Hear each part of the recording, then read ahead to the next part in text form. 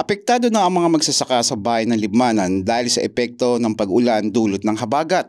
Ayon sa ilang magsasaka tulad ni Christopher Ragas ng Mambulo Nuevo, nang dahil sa pag-ulan ay inaasahan nilang bababa ang kanilang ani ngayong taon.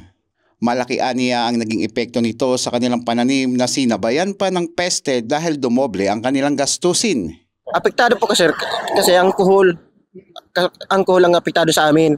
Nag-spray kami sa kuhol nung nakang araw, tapos yung nandun sa ibaba, papasok na naman dito, uulit na naman kayo mag-i-spray.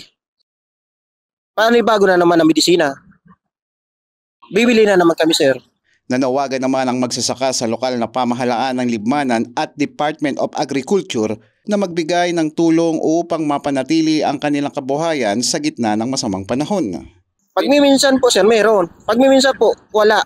Tulad po ng sinabi ko, kapag malapit ka sa pugon, may makukuha ka. Kapag hindi ka malapit sa pugon, wala kang makukuha talaga.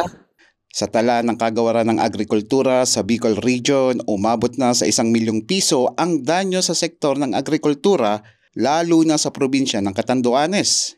Patuloy ang monitoring ng ahensya sa iba pang lalawigan sa rehiyon sa pag-assess sa danyos ng sama ng panahon sa sektor ng agrikultura at apektadong magsasaka. Eli Balbin, CSN.